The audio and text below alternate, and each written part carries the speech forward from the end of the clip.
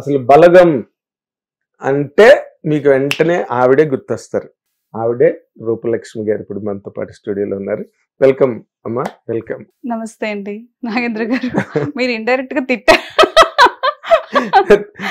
అంటే ఇన్ని రోజుల నుంచి మేము అడుక్కుంటున్నాము, మీరు మాకు ఇంటర్వ్యూ ఇవ్వడానికి డేట్ ఇవ్వట్లేదు అని. అంతేనా? అది కాదమ్మా నా ఉద్దేశం. వారాలు నెలలు అది కాదు నా ఉద్దేశం. నిజంగానే అంటే ఇన్నాళ్ళ నా ప్రయాణంలో కెరీర్ లో నాకు అలాగుండే ఆర్టిస్టులు అంటే చాలా గౌరవం. అంటే ఒక్క రోజు కూడా ఖాళీ లేకుండా బిజీగా ఉండడం అన్నది ఎవరైనా కోరుకునే ఒక గొప్ప ఫేజ్ లైఫ్లో. ఇది మీ యాక్టర్స్ నేను గురించి. జనరల్ పబ్లిక్ ఓకే, వాళ్ళ గొడవలు వాళ్ళకు ఉంటాయి అనుకోండి. ఇవాళ కలుద్దాం అనుకున్న ఫ్రెండ్ని 1 వీక్ వరకు కలవలేం.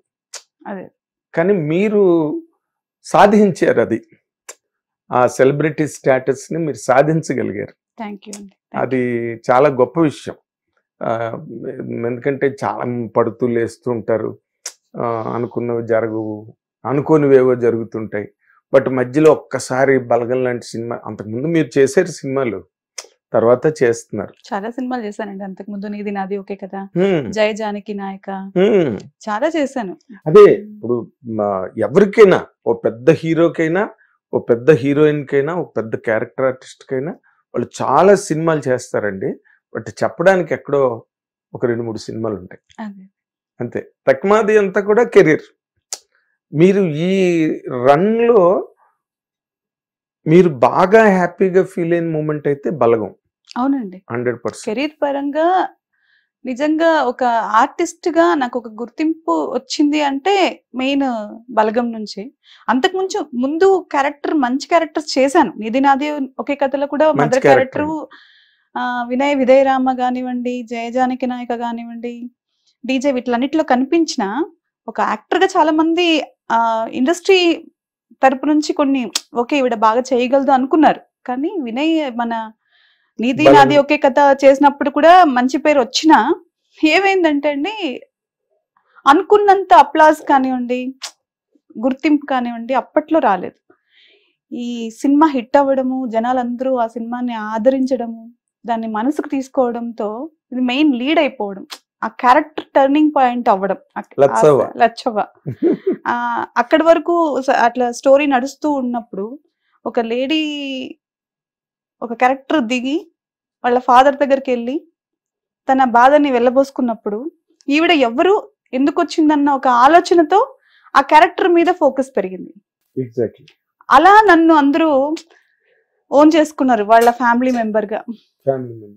అంటే అలాంటి లైఫ్ చాలా ఉంటాయి కదండి సొసైటీలో కూడా, ఫ్యామిలీస్ లో అలాంటి క్యారెక్టర్. అదే ఐడెంటిఫికేషన్ దొరకడం యాక్టర్స్ కి చాలా గ్రేట్ కోఇన్సిడెన్స్ లైఫ్ లో. సమాజంలో ఉండే ఒక క్యారెక్టర్ దొరకడం, అది హిట్ అవ్వడం, సినిమా హిట్ అవ్వడము, జనాలకి బాగా ఆ క్యారెక్టర్స్ అన్ని, దాంట్లో ఉన్న క్యారెక్టర్స్ వాళ్ళు ఓన్ చేసుకోవడము, స్టోరీ రూటెడ్ లోకి వెళ్ళి ఒక ఫ్యామిలీ సబ్జెక్ట్ అవ్వడము. ఈ మధ్య కాలంలో అలాంటి సబ్జెక్ట్ రాకపోవడము, అన్ని కలిసి వచ్చి నాకు కూడా ఒక మంచి గుర్తింపు, ప్రేమ, అభిమానాలు అన్ని సంపాదించి పెట్టాయి. అంటే నేను ఎక్కడో అంటే అసలు ఈ సినిమా క్యారెక్టర్ వస్తుందా లేదా అని మీరు గాబరా పడ్డం, దానికి ముందు కొన్ని మిస్ అవ్వడం మీరు.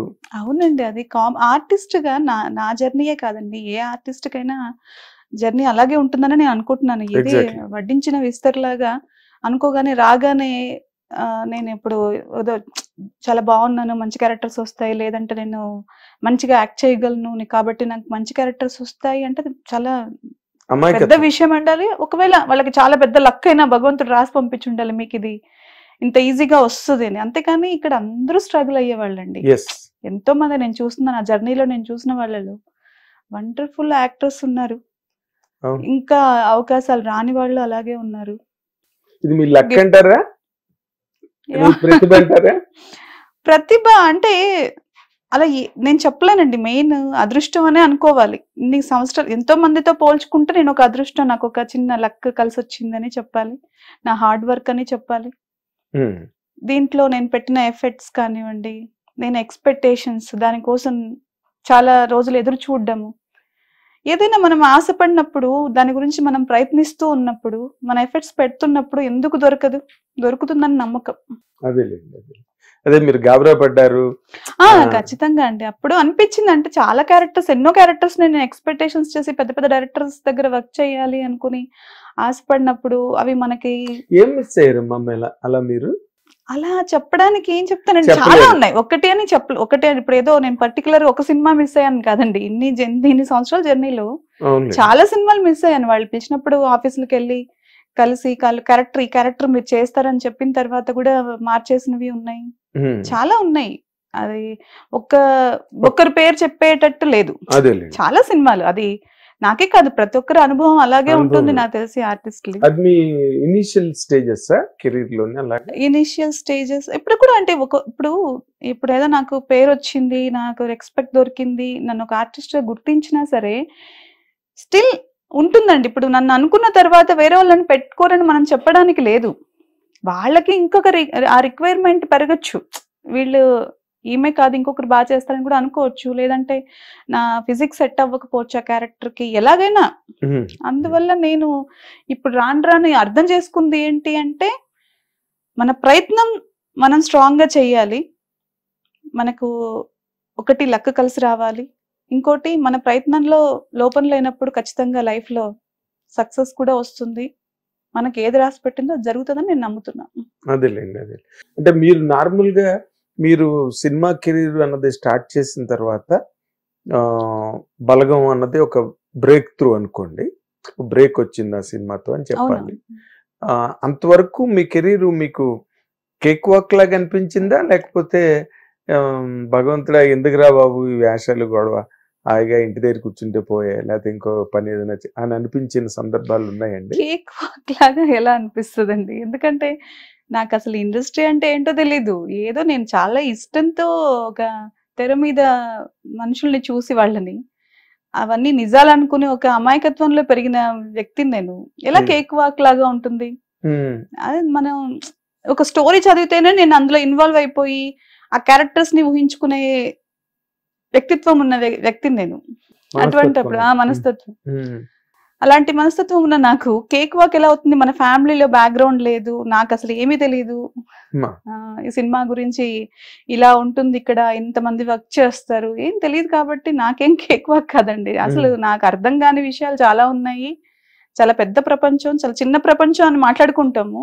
ఎక్కడైనా కలిసినప్పుడు చాలా చిన్న ప్రపంచం అండి, మనం మళ్ళీ కలుస్తున్నాం అనుకుంటాం. చాలా పెద్ద ప్రపంచం అండి ఇది నా దృష్టిలో. ఎప్పుడు ఎలా వస్తారో ఇక్కడికి, ఎలా వెళ్ళిపోతారో, ఎవరు దీంట్లో సక్సెస్ అవుతారు, సక్సీడ్ అవుతారు, ఎవరు ఫెయిల్యూర్ అవుతారు, ఎంతమంది ఎన్ని లైఫ్ స్టైల్స్ ఎలా ఉన్నాయో మనం ఏం చెప్పగలం? చెప్పలేమండి. ఓన్లీ ఇది మన ఇష్టంతో వచ్చి చేయాలనుకున్న వర్క్ అంతే. నా వరకు స్ట్రగుల్స్ ఉన్నాయి, స్ట్రగుల్స్ లేకుండా ఏది రాదు. అంటే ఇప్పుడు స్ట్రగుల్స్ రెండు రకాలమ్మా. ఒకటి ఏంటంటే అంటే మనకు నచ్చిన క్యారెక్టర్ దొరకపోవడం, మీరు అలా వదిలేసిన క్యారెక్టర్లు ఉన్నాయా? ఓకే, మీరు మిస్ అయిపోయిన క్యారెక్టర్లు ఉండొచ్చు, మీరు చెప్పలేకపోవచ్చు అది. ఎందుకంటే కెరీర్ బిగినింగ్ లో మీరు నాకు వద్దు ఈ వేషం నేను చేయను, నాకు వద్దురా బాబు అని చెప్పిన వేషాలు ఉన్నాయండి? ఉన్నాయండి. ఏ కారణాల వల్ల అండి? అంటే కొంచెం ఆ క్యారెక్టర్ నా లిమిట్స్ దాటి ఉండడం, అప్పుడు నేను దానికి రెడీగా లేకపోవడం, ఇలా. లేదంటే అక్కడికి వెళ్ళిన తర్వాత వాళ్ళు అక్కడ వాతావరణం మనకు పెద్దగా నచ్చకపోవడం, ఏదైనా కావచ్చు.